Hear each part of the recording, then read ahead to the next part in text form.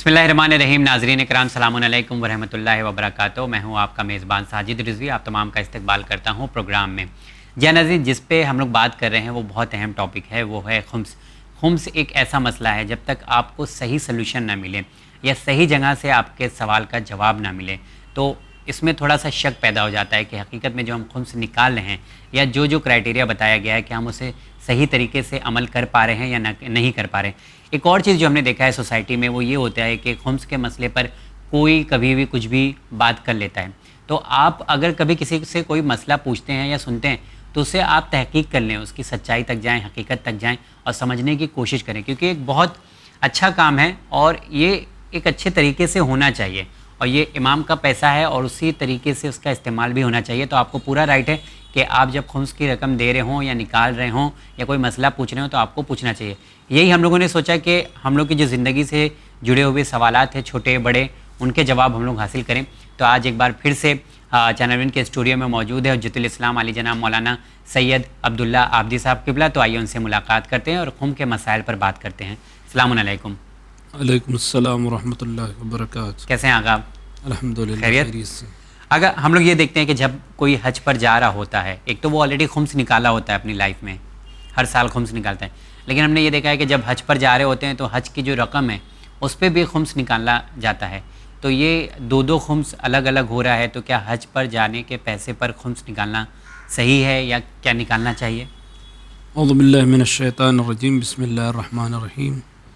سب سے پہلے میں آپ کی خدمت میں یہ بیان کر دوں کہ خمس کے سلسلے میں جی اور جو احکام کہ آیت اللہ العظمہ سید علیہ سیستانی فرماتے ہیں کہ حج کے امور میں جو پیسے خرچ ہوتے ہیں اگر وہ اسی کی سال اس اخراجات میں شمار ہیں تب جو ہے اس کا خمس نکالنا ضروری نہیں ہے. اوکے.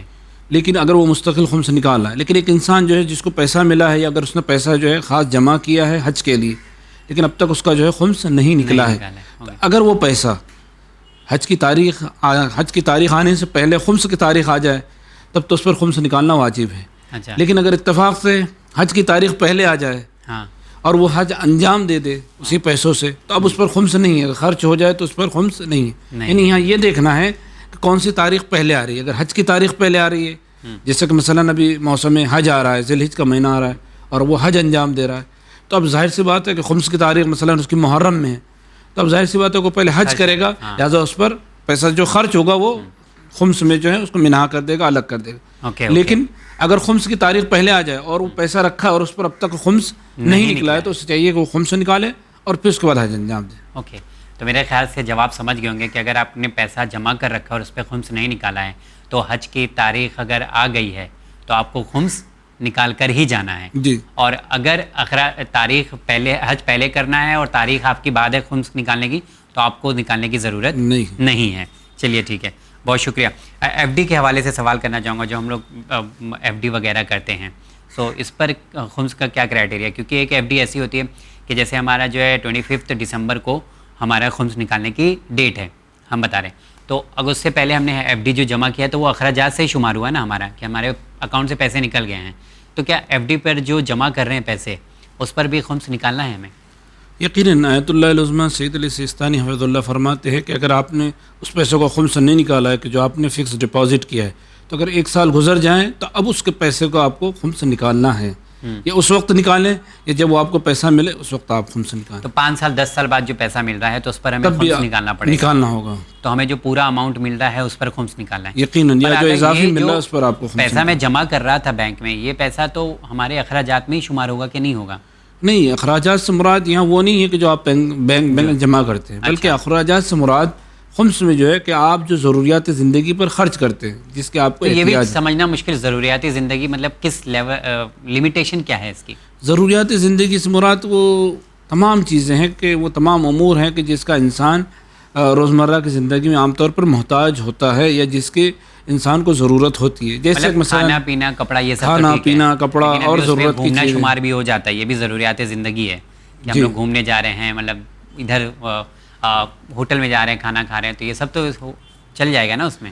یہ چیزیں شامل نہیں ہیں ضروریات زندگی میں. تفریحی امور ضروریات زندگی میں شامل نہیں کہ اگر انسان تفریح کے لیے جا رہا ہے جی تو یہ خرچ جو ہے ضروریات زندگی میں نہیں کہا جاتا. اچھا. جبکہ ضروریات زندگی سے مراد وہ انسان جو خرچ کھانے پینے یا اور دیگر جو زندگی کے اہم امور ہیں جنہیں کہا جاتا ہے، اگر اس میں انسان خرچ کرتا ہے تو اسے ضروریات زندگی پر خرچ کیا جاتا ہے، لیکن اس میں بھی یہ کہ انسان اپنی جو ہے حیثیت کے مطابق اور اپنی شان کے مطابق خرچ کرتا ہے ضروریات زندگی میں، ورنہ وہ اسراف اگر کرتا ہے تب بھی وہ اگرچہ ضروریات زندگی پر اسراف کر رہا ہے. مطلب خود بھی دین اسلام میں اس پر فوکس کیا گیا ہے. تو یہ ضروریات زندگی آج کے حساب سے دیکھا جاتا ہے کہ اگر گھومنے جاتے ہیں تو تھوڑا لرن کرتے ہیں، فیملی کے ساتھ انجوائے کرتے ہیں، تو اس میں تو مطلب کچھ اس طرح کا کوئی دقت نہیں پائی جاتی ہے نا. اگر وہ اس کی شان کے مطابق ہے. تو کیا وہ جو اماؤنٹ ہم لوگ گھومنے گئے تھے تو وہ اخراجات میں شمار نہیں ہوگا، اس پہ بھی خمس نکالنا پڑے گا؟ میرا سوال یہ ہے. یعنی یہ کہ اگر اس کو ضروریات زندگی شمار کیا جاتا ہے، ہاں، اگر عرف اسے ضروریات زندگی شمار میری کرتا ہے لائف اسٹائل میں شمار کیا جاتا ہے، کیونکہ میں اتنا پریشر میں رہتا ہوں، ٹینشن میں رہتا ہوں، کام کرتا ہوں، میں بتا رہا ہوں، ایگزامپل دے رہا ہوں کسی ایک کے لیے. جی. تو اب وہ تو گھومنے جائے گا، سیر و تفریح کے لیے جائے گا اور وہ تو انجوائے کرے گا کیونکہ اس کو تو فریش ہونا ہے، کام کرنا ہے.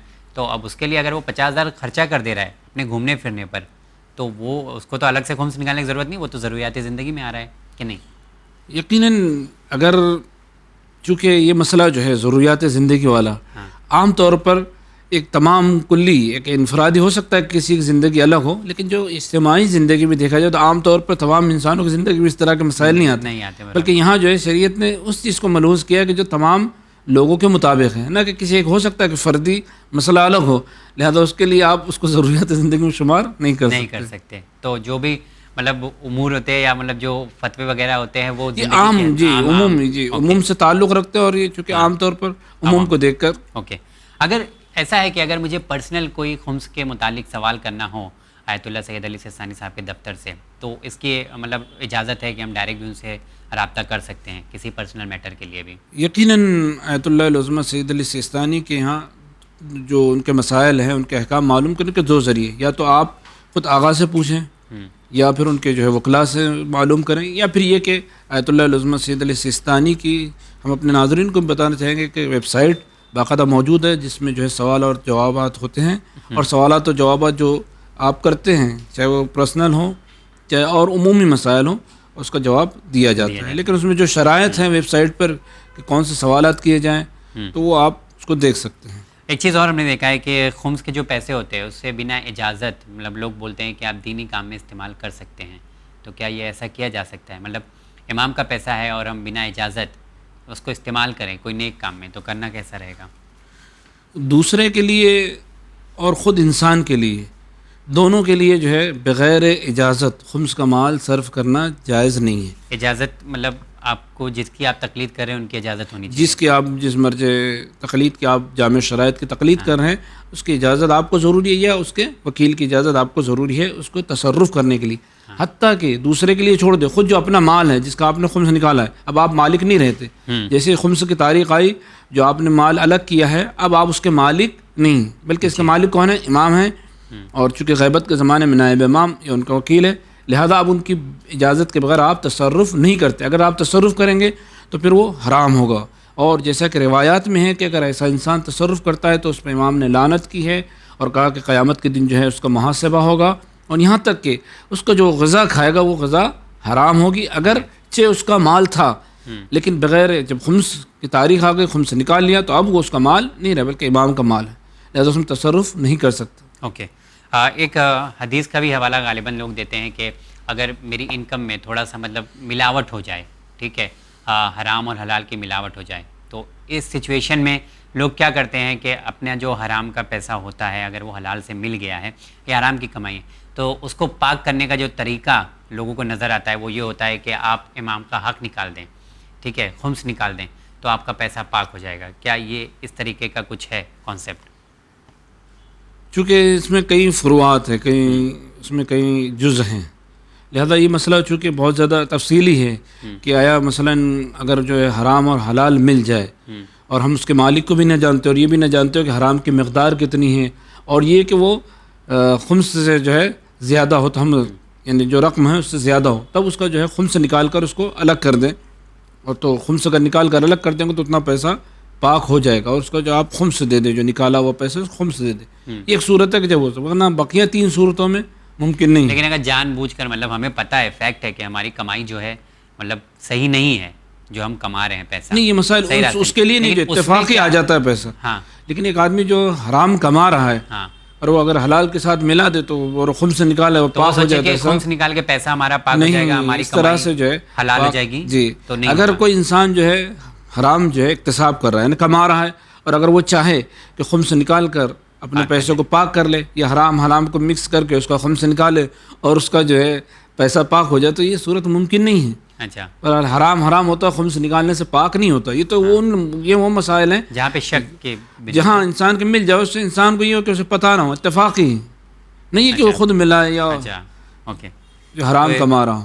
اچھا، جو حرام کما رہے ہیں اسے خمس نکال کر آپ حلال نہیں کر سکتے. یہ ایک دم کلیئر ہے، یقین. اوکے، چلیے ابھی گولڈ وغیرہ کے لحاظ سے میں پوچھنا چاہوں گا کہ جو سونا وغیرہ گھر میں ہوتا ہے، خواتین لوگوں کے پاس ہوتا ہے، تو اس پر خمس کا کیا کرائٹیریا ہے؟ مطلب کیسے نکالنا ہے خمس اس پر؟ سونا اور چاندی یہ بھی ایک اخراجات میں شمار ہو رہا ہے جی کہ نہیں؟ اگر سونے چاندی کے جو زیورات عام طور پر خواتین عام طور پر اپنے لیے خریدتی ہیں اور جو ان کی ضرورت کے مطابق ہے، ان کی حیثیت کے مطابق ہیں، اگر وہ خریدتی ہے اور اس کو استعمال کرتی ہے تو وہ تو اخراجات میں خمس کے شمار ہوگا. اوکے. لیکن اگر وہ صرف سیونگ کے لیے اگر مثلا گولڈ خریدتی ہیں یا اس لیے تاکہ وہ خمس سے بچنا چاہتے ہیں، جیسا کہ عام طور پہ ہوتا ہے کہ لوگ خمس سے بچنے کے لیے جو ہے سونا خریدتے ہیں اور اس کو رکھ دیتے ہیں یا اس کو وقتی طور پر پہن لیتے ہیں، تب اس صورت میں جو ہے انسان اگر اس کی تاریخ گزر جائے، خمس کی تاریخ آ جائے، تب اس پر خمس واجب ہوگا. اچھا، اوکے. اور مطلب آپ نے اپنے یوز کے لیے کیا ہے، ضرورت کے حساب سے کچھ اور بنوا اپنی لیا ہے شان اپنی حیثیت کے مطابق. ورنہ بہت سے لوگ جو ہے حیثیت سے زیادہ، مثلا ایک انسان کی ممکن ہے کہ حیثیت وہ 1 لاکھ کا سونا پہنے، لیکن اگر وہ 5 لاکھ کا خرید کے صرف خمس بچانے کے لیے، پیسے کو سیونگ کرنے کے لیے یا کسی اور دوسری جہیز سے رکھتا ہے، تو اگر سال گزر جائے تو اس سے خمس نکالنا واجب. اچھا، ہم نے ایسا بھی سنا ہے کہ والدین جو ہوتے ہیں اپنی بیٹی کے لیے یا بیٹے کے لیے کچھ پیسے جمع کر لیتے ہیں، چاہے وہ جہیز کے متعلق ہو یا ایجوکیشن کے متعلق ہو، جو جمع کر کے رکھتے ہیں. کیا اس پر بھی خمس ہے؟ وہ سنا ہے کہ اگر آپ بیٹی کے لیے جہیز وغیرہ جمع کر رہے ہیں تو اس پر کسی طرح کا کوئی خمس نہیں ہے، چھوٹ ہے؟ جہیز کے متعلق آیت اللہ العظمہ سید علی سیستانی فرماتے ہیں کہ وہ والدین کہ جو عام طور پر ایک ہی مرتبہ میں جو ہے جہیز کا سامان اپنی بیٹی کے لیے دریافت نہیں کر سکتے، اپنی بیٹی کے لیے جو ہے ایک ہی مرتبہ میں جو جہیز کا سامان جمع نہیں کر سکتے، اور ان کے لیے ایک ہی مرتبہ میں جمع کرنا جو ہے بہت مشکل ہے.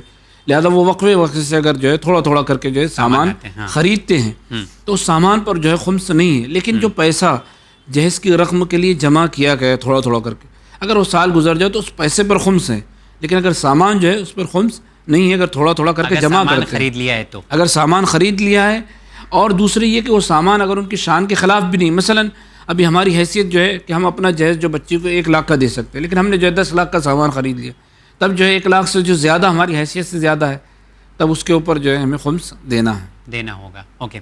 اچھا، جو ایجوکیشن وغیرہ کے لیے بچوں کی جمع کرتے ہیں ہم لوگ پیسہ، جو پیسہ اس پر خمس اگر سال گزر جائے تو اس پر خمس نکالنا واجب. ایسا مطلب وہ تو ایک اچھا کام ہے بچوں کا، جب استعمال ہوگا تب ہوگا. تو اس پہ ایسا ہے کہ فار ایگزامپل ہم نے ابھی 5 لاکھ روپے جمع کر دیے اپنے بچے کی ایجوکیشن کے لیے کہ وہ 12ویں میں جب جائے گا تو اس سے کام آئے گا، ٹھیک ہے، کلاسز وغیرہ اس سے لینا رہے گا، تو کیا اسے پر خمس نکال کے ہم جمع کریں یا جب وقت آئے گا تب ہم نکالیں خمس؟ سب سے بہتر یہ صورت یہ ہے کہ آپ جو ہے خمس نکال کر وہ پیسہ جمع کریں. دیکھیے خمس جیسے ہی آپ کے پاس پیسہ آ جاتا ہے خمس اس سے جو ہے متعلق ہو جاتا ہے، لیکن اب جو ہے کہ تاریخ آنے کے بعد اس کا اخراج جو ہے واجب ہو جاتا ہے.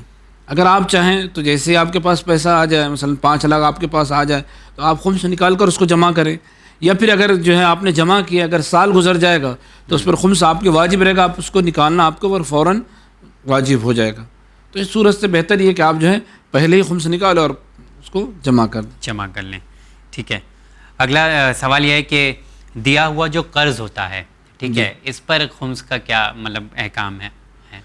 اگر انسان نے کسی کو قرض دیا ہے اور خمس کی تاریخ آ چکی ہے اور اگر اسے یہ معلوم ہے کہ یہ پیسہ جو ہے مل جائے گا تو اپنے وہ خمس کے حساب میں شمار کرے گا اور اس کو خمس نکالے گا جو ہم نے دوسروں کو دیا ہوا ہے. یقیناً جو آپ نے پیسہ دیا ہے اور خمس کی تاریخ آپ کی آ چکی ہے اور آپ کو معلوم ہے کہ پیسہ ملنے والا ہے، جب بھی چاہے ہم اس کو لے سکتے ہیں اور پاسبل ہے 10,000 روپے فار ایگزامپل، اور سامنے والا بھی دے دے گا، تو ہم اس کو خمس کے حساب میں شمار کریں گے اور اس کو خمس نکالیں گے. اور اگر نہ دیا اس نے تو ہاں، اگر یہ معلوم ہے کہ وہ شخص نہیں دے گا یا ملنا ممکن نہیں ہے تو وہ صورت میں خمس اس وقت واجب نہیں ہے. اچھا، لیکن جب بھی مل جائے تب انسان جو ہے اس پر خمس نکالے. تو جب بھی مل جائے، تو جب بھی مطلب یہ سال کے دوران نہیں ضروری نہیں کہ جب بھی، چونکہ اس لیے کہ آپ کو یہ امید ہے کہ جب خمس کی تاریخ آئی ہے تو ابھی تو ملنا پاسبل نہیں ہے یا سامنے والا نہیں دے گا، تو کوئی صورت جو ہے ممکن نہیں، کسی بھی ٹائم بیچ میں نکال سکتے ہیں پھر اس پر وہ اماؤنٹ. ہاں وہ جب بھی مل جائے تو جیسی وہ اماؤنٹ ملے گا آپ اس کا خمس اس کو نکال سکتے. اور اگر میں کسی قرض دار ہوں اور میرا خمس کا ٹائم آ گیا ہے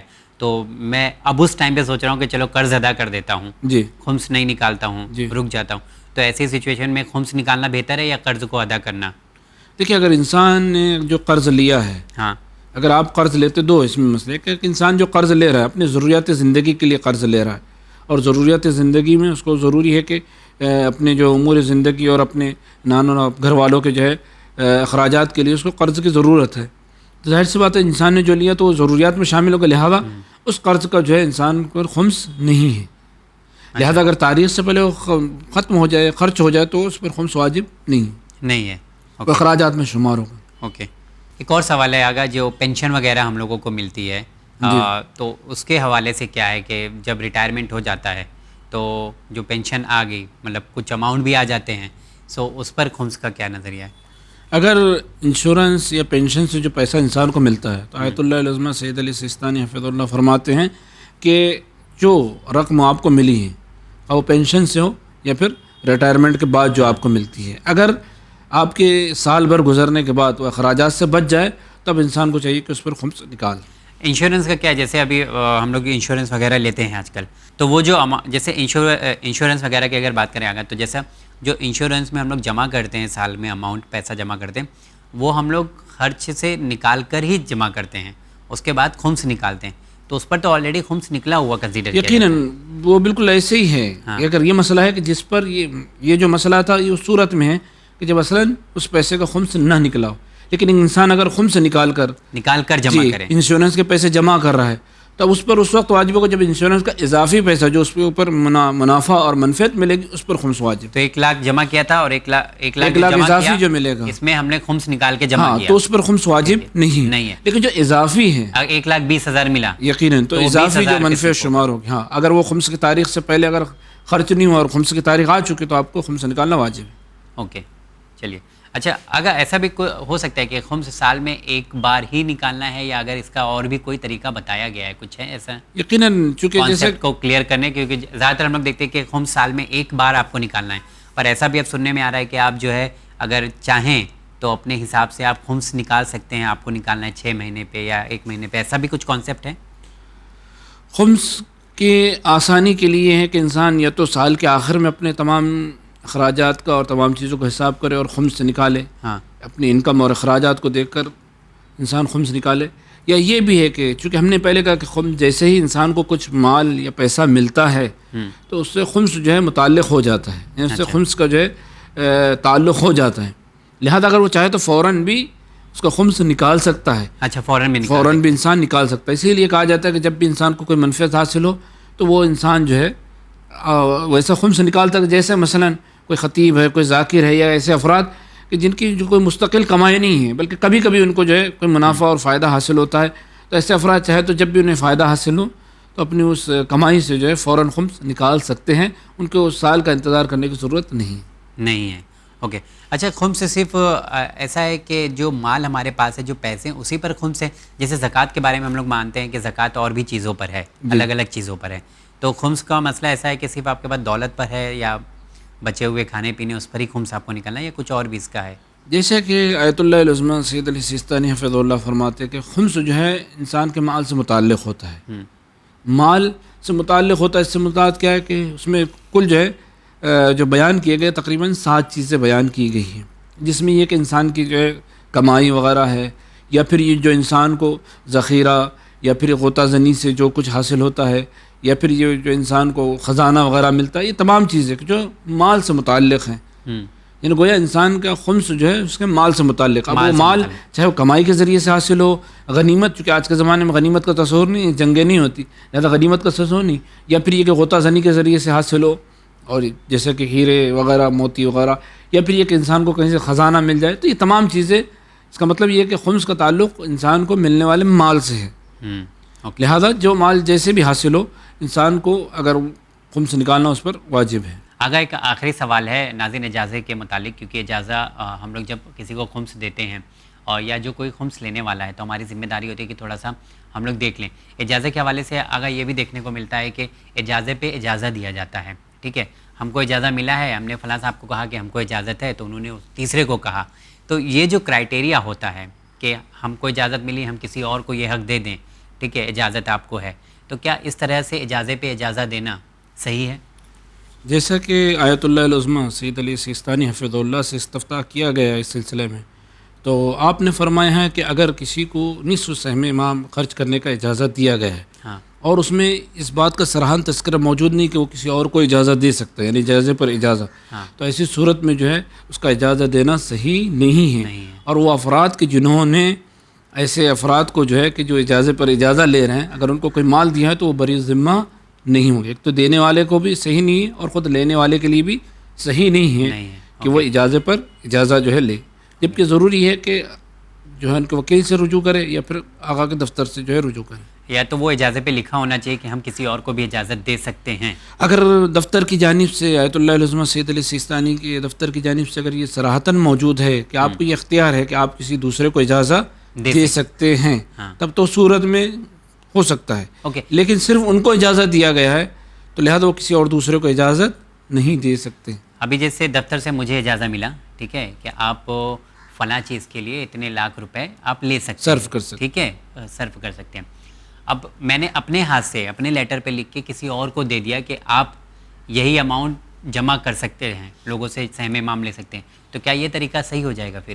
دیکھیے دو صورت, ایک تو یہ کہ آپ کسی کو خرچ کرنے کی اجازت دیں کہ بھئی آپ جو ہے لیں, نصف آپ لیں نصف مجھے دیں, تو یہ ممکن نہیں ہے. ہاں, لیکن اگر آپ کسی کو وکیل بنائیں, مثلا مجھے میرا ادارہ ہے اور مجھے جو ہے آقا کی طرف سے نصف سہم امام خرچ کرنے کی اجازت ملی, لیکن چونکہ اب میرے لیے پاسبل نہیں ہے کہ میں جو ہے پیسہ جمع کروں, لہذا اگر میں کسی کو اپنا وکیل بناؤں کہ ٹھیک ہے آپ میرے پاس اجازت ہے, آپ میری طرف سے اس اجازت کی رقم کو جمع کریں, وکیل بطور وکیل نہیں ہے کہ اس کو صرف کرنے کی اجازت دیں. اچھا, جمع کرنے کی اجازت, جمع کرنے کے, کیونکہ انسان ضروری نہیں کہ ہر انسان ہر شہر میں موجود ہو. بالکل. لہذا اگر وہ کسی کو اپنا وکیل بناتا ہے اور بشرطے کہ وہ جو ہے اسی اجازت کو اتنی رقم جتنی اجازت موجود ہے, اور وہی بطور وکیل اس کا وکیل بن کر لے سکتا ہے, گویا انسان نے خود لیا ہے. اسی طرح سے تو اگر جیسے 40 لاکھ کی ہمیں اجازت ملی ہے, اگر اس سے زیادہ کوئی لیتا ہے تو وہ جائز نہیں ہے پھر؟ یقیناً جائز نہیں. جتنے بھی مراجع اعظام, کیونکہ پتہ نہیں چلتا کب تک وہ اجازت ویلڈ ہے, کیونکہ لوگ پڑھتے بھی نہیں ہیں, کبھی عربک میں لکھا ہوتا ہے, کبھی فارسی میں لکھا ہوتا ہے, تو لوگ اتنا دھیان بھی نہیں دیتے ہیں. چونکہ خمس کے سلسلے میں ناظرین کو ہم یہ بتانا چاہیں گے کہ اس میں بہت زیادہ دقت کی ضرورت ہے کہ جب آپ خمس کسی کو دے رہے ہیں تو اس بات میں بہت زیادہ آپ احتیاط کریں کہ آپ تھوڑا سا تحقیق کر لیں اور یہ معلوم کر لیں کہ آیا جس کو ہم دے رہے ہیں آیا اس کے پاس اجازت جو ہے, ایک تو یہ کہ جتنے رقم اس کو اجازت دی گئی کہیں اس سے زیادہ تو نہیں لے رہا ہے, اور دوسری یہ کہ آیا تاریخ جتنی مدت کے لیے اس کو اجازت دی گئی ہے آیا اس سے کہیں زیادہ تاریخ یا اس سے اضافی تاریخ تو نہیں ہے, لہذا یہ ہماری ذمہ داری. لیکن اگر ہم نے سستی کی, غفلت کی, کاہلی کی اور اگر ہم نے دے دیا تو جیسا کہ ابھی آپ نے دیکھا کہ آقا فرماتے ہیں کہ ایسا انسان کو جو تحقیق نہیں کرتا کسی کو بھی دے دیتا ہے تو لہٰذا وہ بری الذمہ نہیں ہوگا, جو ہے گویا اس کا خمس ادا ہی نہیں ہوا.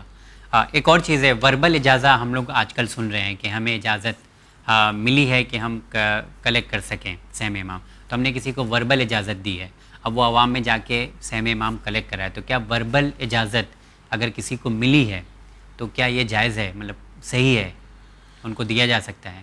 اگر جیسا کہ مراجع اعظام نہ کسی کو وکیل مقرر کرتے ہیں اور اس وکیل کو یہ اجازت دیتے ہیں کہ وہ دوسرے کو اجازت دے, خواہ وہ لکھ کر دے خواہ وہ زبانی ذریعے سے دے, اور جتنا بھی اس وکیل کو حق دیتے ہیں جمع کرنے کا یا اس کو خمس کے جو اجازت دیتے ہیں جس کو جمع کرنے یا خرچ کرنے کا, اگر وہ اسی اعتبار سے کرتا ہے تو پھر کسی کو شخصی طور پر وہ دے سکتا ہے. شخصی طور پر دے سکتا ہے, اگر شخصی طور پر وہ دے سکتا ہے, اعلان نہیں کر سکتا عوام میں ایسا, کیونکہ عام طور پر یہ ہوتا ہے کہ اعلان مراد وکیل کو اختیار ہے وہ جیسا بھی اعلان کرے, لیکن یہ کہ عام طور پر وہ جس کو بھی دے گا وہ قابل قبول ہے, پہچانتا ہو, جس کو جانتا ہو پہچانتا ہو, اگر وہ اس کو دیتا ہے تو یہ قابل قبول ہے, چونکہ نائب امام نے اس کو اپنا وکیل بنایا اور اس کو اجازت دی ہے. اب یہ کہ نائب امام نے کتنی اجازت دی ہے یہ پتہ لگانا کام ہے, اور دی ہے کہ نہیں یہ بھی پتہ لگانا ہے. جی, یہ بھی ضروری ہے کہ ہم جو ہے تحقیق کریں کہ واقعا جو ہے اس کو اس طرح سے اجازت دی ہے اور کتنی حد تک جو ہے اس کو اجازت حاصل ہے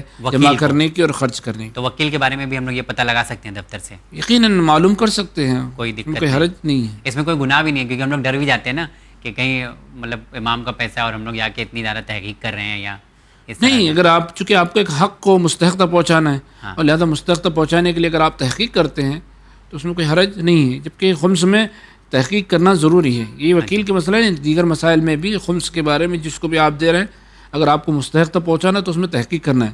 اس لیے کہ اگر آپ نے کوئی بھی اگر آپ نے غیر مستحق تک پیسہ پہنچایا تو گویا آپ نے وہ پیسہ ادا ہی نہیں کیا، لہٰذا ضروری ہے کہ ہم اس میں تحقیق کریں. اوکے.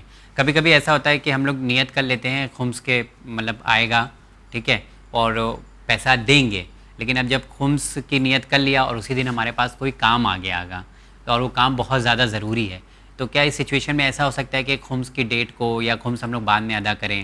جیسے فار ایگزامپل 50,000 آج ہمیں نکالنا ہے، لیکن اب ہمارا کچھ میڈیکل ایمرجنسی آ گئی یا فیس بھرنے کی ایمرجنسی آ گئی، تو ہم اس کو پہلے ادا کر دیں اور وہ 50,000 بعد میں کریں، ایسا کچھ ہو سکتا ہے ڈیٹ؟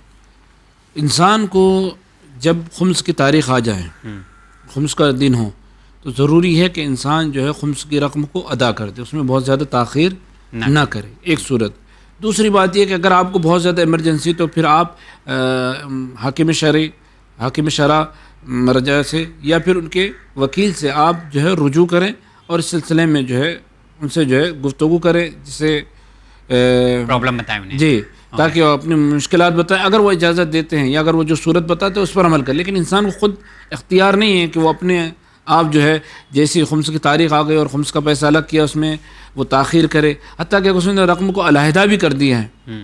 اگر اس نے خمس کی رقم کو علیحدہ کیا اور ادا نہیں کیا تو وہ بری الذمہ نہیں ہوگا، اور اس کو اب یہ ہے کہ اس میں وہ تصرف نہیں کر سکتا جب تک کہ وہ اجازت نہ لے.